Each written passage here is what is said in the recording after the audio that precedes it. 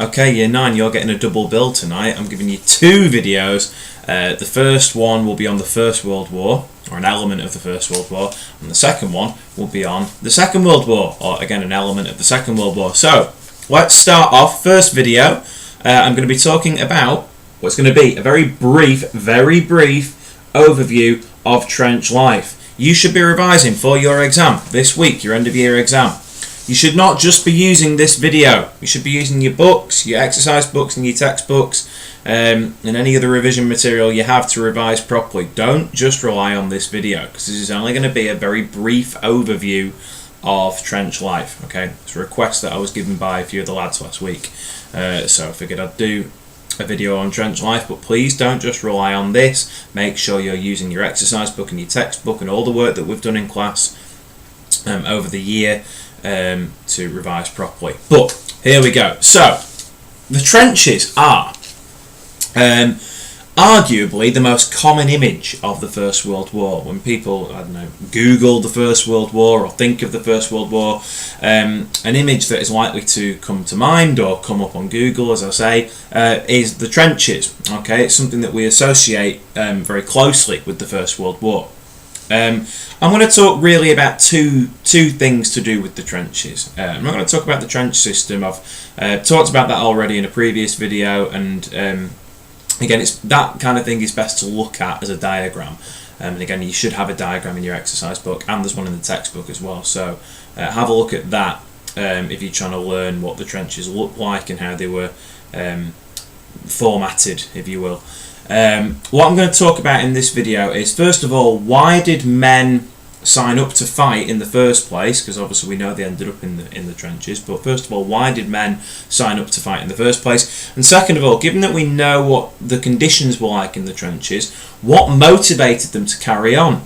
We know that trench life could be incredibly hard.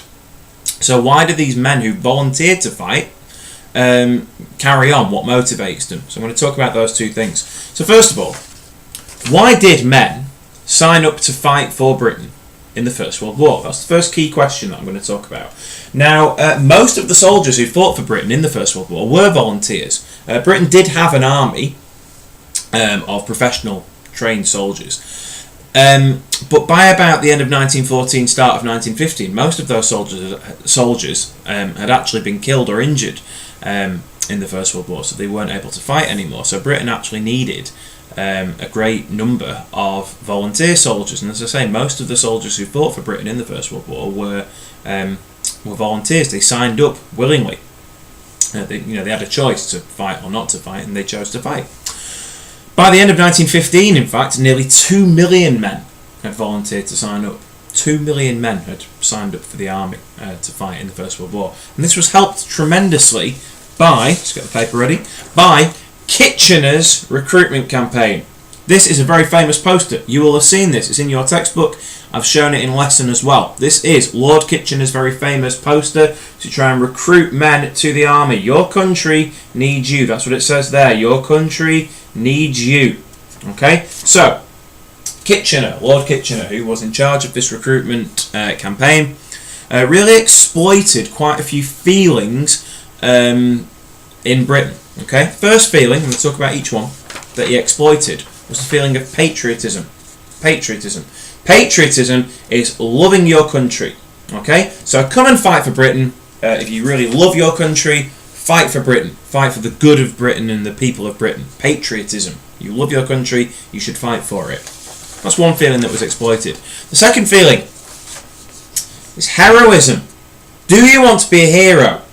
Do you want to be a hero? Do you want to save the country, your family, your friends? Do you want to be looked upon as a hero?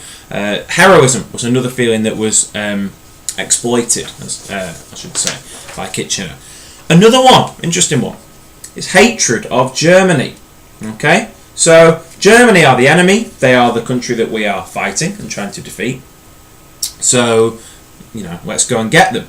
And this was really helped by the British media, the newspapers in particular, but also posters, which spread news of the German army committing some pretty horrendous things, particularly in Belgium. They said that when the Germans invaded Belgium, They were bayoneting babies and children. So a bayonet is the sharp dagger on the end of a rifle. So they were literally just stabbing babies and stabbing children with these bayonets, and they were raping women, and they were just committing some of the most awful things. Now, no doubt some of these things did happen, but the British media were very clever, for want of a better word, in really blowing this up, so making it look like it was the norm, that every single German soldier was a monster who was committing this kind of crime. They weren't.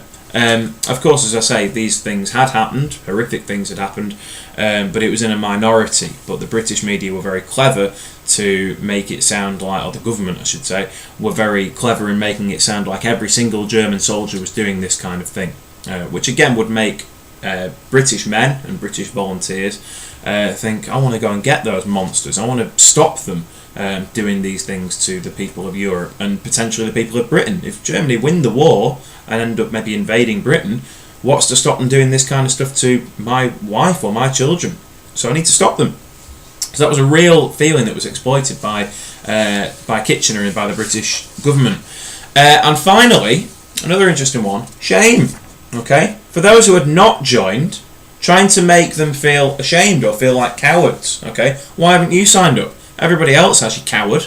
Making people who hadn't signed up feel really bad about themselves and low, which again forced many people to go, well, I better go and join up. I don't want to look like a coward. I don't want to be, constantly shamed as I'm walking down the street. Remember that many women would hand men or boys who hadn't signed up a white feather to make them look like cowards. Not a particularly nice situation to be in, but again, it's something that the government really kind of exploited to try and get as many men as they could to sign up for the war. And as I say, they managed to do it. 2 million by the end of 1915, huge numbers. Another thing as well that kind of encouraged men to join and sign up was that war, particularly back in 1914 and 1915, seemed like a bit of an adventure. Okay, people didn't really travel abroad that often. It wasn't a common thing as it is today. Nowadays you can get a plane to Spain, France, America, Australia, wherever, fairly easily. Okay, fairly cheaply, particularly if you're flying somewhere in Europe, very cheap. So it's quite easy for us to go abroad these days. We've got the Channel Tunnel. You can drive to France via the train, the Channel Tunnel.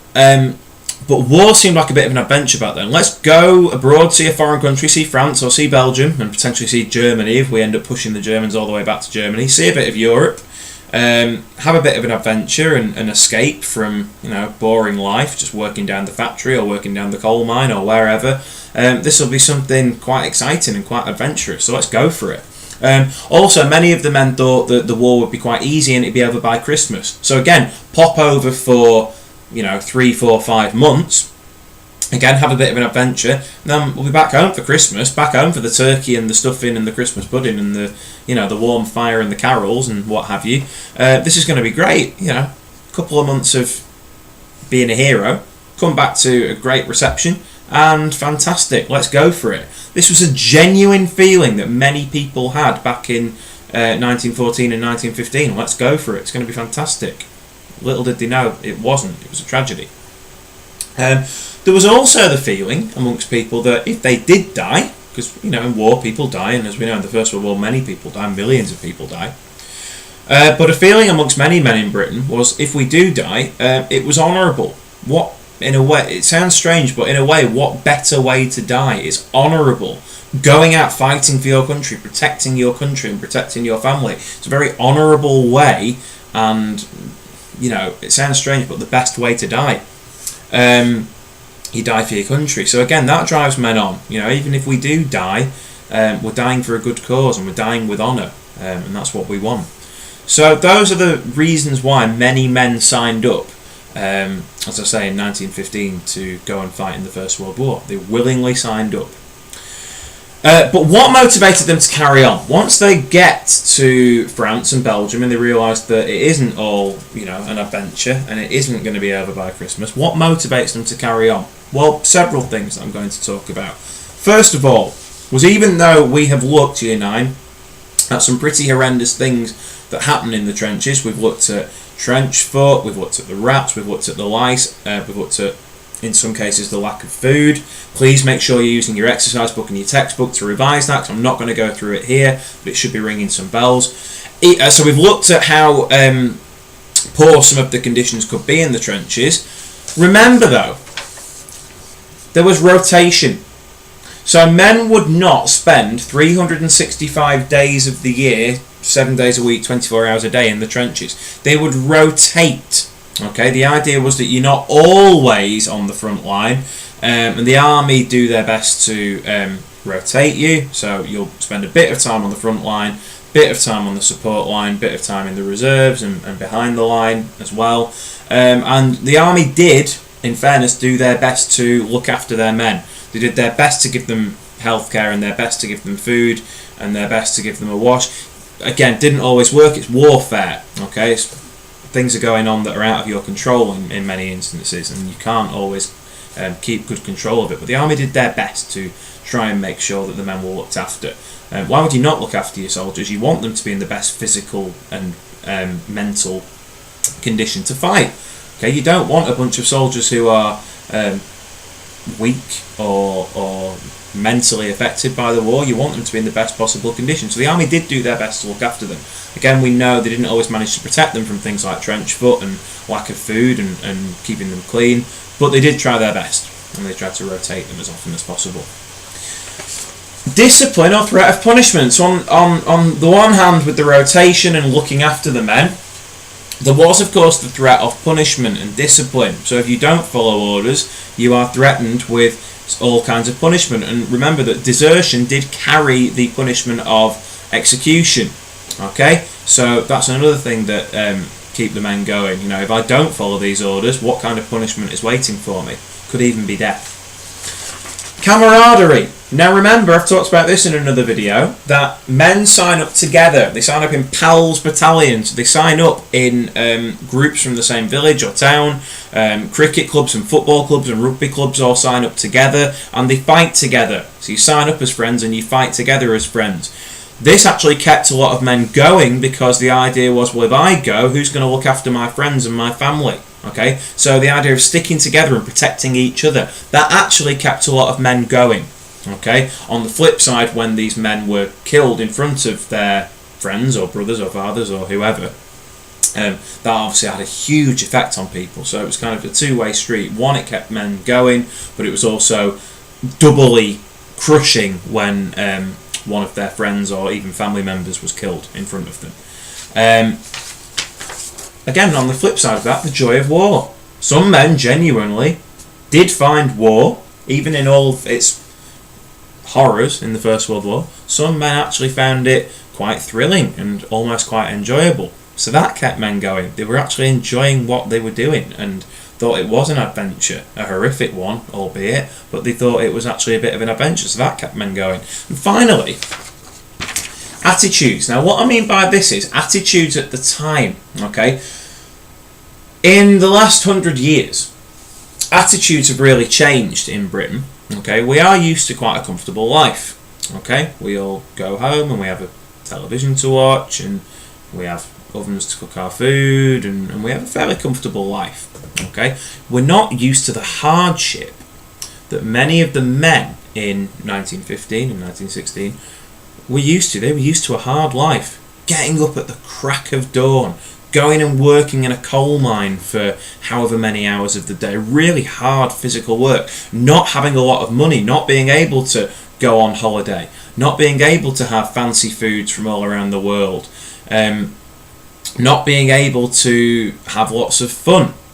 Okay, they were used to a hard life, and World War One, the First World War as we know, was an incredibly hard time and a lot of suffering took place in that. But the men back in 1914 and 15 and 16 and beyond were used to having a hard life. They were used to just grinning and bearing with it, putting up with it, just carrying on regardless. Nowadays we're a bit more a bit softer, for want of a better word. That's probably not the best word to use, but we're not used to that now. But 100 years ago, totally different. People were used to just whatever kind of hardships came their way, they just had to grit their teeth and get on with it. Okay, really kind of powering through and battling through. So that, again, kept men going. Even though horrible things are happening around them and they're really suffering, this keeps men going. Okay, the attitudes at the time. So, talked there about why men signed up, and what kept them going throughout the First World War. So hopefully that's rung a few bells for you, Year 9, who were asking about trench life. Remember though, there's plenty more in your book, in your exercise book, that you should be looking at now. I've mentioned things like trench foot and the lack of food and the rats. Again, you've got details about that in your book, or you should do, so please make sure you have a look at that before the exam this week. And I will see you very soon, because I'm just about to put another video on for you about the Second World War. So see you soon.